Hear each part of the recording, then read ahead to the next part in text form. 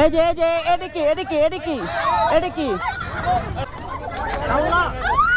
উড়ি বাবা, অনলাইনের ঝামেলা দেখি এখন রাস্তায় এসে ঠেকলো, যা দেখে পাবলিক কনফিউজড। রিয়্যাক্ট করবে তো কি করবে? এদিকে পপুলার টিকটকার অনামিকা ঐশী ও সিঙ্গার আলভির তাহলে সত্যি হয়ে গেল ডিভোর্স। মুখ খুলল এই প্রসঙ্গে অনামিকা ঐশী, কল রেকর্ডে কি জানালো সেটাও বলছি। প্রথমেই আসি অনামিকা ঐশীর কাছে। টিকটকে বেশ পরিচিত মুখ অনামিকা ঐশী তো মাঝখানে ওয়েস্টার্ন পোশাক বাদ দিয়ে হিজাব পরে সোশ্যাল মিডিয়াতে হাজির হচ্ছিল। অ্যান্ড তখন জানা গিয়েছিল সিঙ্গার আলভির সঙ্গে তার বিয়ের পরে সে নিজেকে পাল্টে ফেলেছে। অ্যান্ড এই বিষয়টা নিয়ে অনেকেই অ্যাপ্রিসিয়েট করলেও অ্যাট দ্য সেম টাইম অনেকের মনেই সন্দেহও ছিল যে আদৌ এই সম্পর্ক টিকবে তো। যদিও সোশ্যাল মিডিয়াতে এই কাপলসদের রোমান্টিক রিলস কিংবা টিকটক দেখে মনে হচ্ছিল তারা বেশ সুখেই আছে, কিন্তু সাডেনলি আবার অনামিকা ঐশী তার আগের মতো ওয়েস্টার্ন পোশাকে টিকটক বানানো শুরু করলে এবং তার ভিডিওতে আর আলভিকে দেখা না গেলে শুরু হয় জোর কল্পনা তার পার্সোনাল লাইফ নিয়ে। অনেকেই প্রশ্ন করতে থাকে বছর ঘুরতে না ঘুরতেই 1 বছরের মধ্যেই তাহলে তাদের ডিভোর্স হয়ে গেল। এখানে বলে রাখি তাদের বিয়ের তারিখ প্রসঙ্গে অনামিকা ঐশী নিজে একবার এক টেলিভিশন সাক্ষাৎকারে জানিয়েছিল 2023-এর 21শে মার্চ তাদের বিয়ে হয়েছিল। যাই হোক, আদৌ ডিভোর্স হয়েছে কিনা এই প্রসঙ্গে অনামিকা ঐশীকে একটা বেসরকারি টেলিভিশন প্রশ্ন করলে তিনি কল রেকর্ডে কি জানান আপনারাই শুনে আসুন।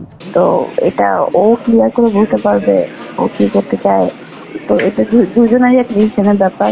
আমরা আলাদা আছি, বাট কোনো সিদ্ধান্ত নেইনি এখনো। তাহলে অনামিকা ঐশী তো জানিয়ে দিল তাদের বিচ্ছেদের আনুষ্ঠানিকতা এখনো ঝুলে আছে, সম্পূর্ণ হয়নি, কিন্তু তারা সেপারেশনে আছে, অর্থাৎ আলাদা থাকছে। এখন কি কারণে আলাদা থাকছে এই প্রসঙ্গে অনামিকা ঐশী পরে জানায় অ্যাকচুয়ালি কিছু কারণে আলভির কিছু বিষয় তার ভালো লাগেনি এবং এই ভালো না লাগার কারণে সে এখন আলাদা হয়ে গেছে। এবং এই যে তার পার্সোনাল লাইফ নিয়ে যে কটাক্ষ চলছে সেই কটাক্ষর প্রসঙ্গে আবার ঐশী জানায় এইসব ট্রোল তো হবেই, এসব সমালোচনা করবেই, কারণ তারা 1 বছর প্রায় একসঙ্গে ছিল এবং পাবলিকরা আবার চায় তারা যাতে একসঙ্গে ফিরে আসুক, এই কারণেই এইসব হাসাহাসি সমালোচনা চলছে।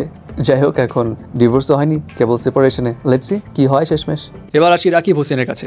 রাকিব হোসেনের টিমেই তো আগে ছিল ইয়াসিন, কিন্তু এই দুজনের স্ত্রীর মধ্যে ঝামেলা সহ আরও কিছু কারণে ইয়াসিন রাকিবের থেকে আলাদা হয়ে যায়। আর মাঝখানে অনলাইনে জুড়ে এদের মধ্যে কাদা ছুড়াছুড়িও হয়।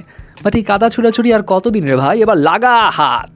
অ্যান্ড রিসেন্টলি বেসরকারি একটি গণমাধ্যমের ফেসবুক পেজ থেকে একটা ভিডিও ভাইরাল হয় যেখানে দেখা যায় কিছু মানুষ ইয়াসিনের স্ত্রী মিথিলার গায়ে হাত তুলছে।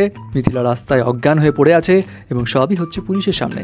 যদিও রাকিব কিংবা রাকিবের স্ত্রী অন্তরাকে দেখা যায়নি এই ঘটনায়, কিন্তু সেই ভিডিও টাইটেলে লেখা হয় রাকিবের টিমই মিথিলার গায়ে হাত তুলেছে। কী কারণে হাত তুললো সেটা তো জানা যায়নি, তবে ভিডিও শুরুতে বলতে শোনা যায় ইয়াসিন বলছে রাকিবরে কইস আমার টাকাটা ফেরত দিতে। এরপরই শুরু হয় হাতাহাতি।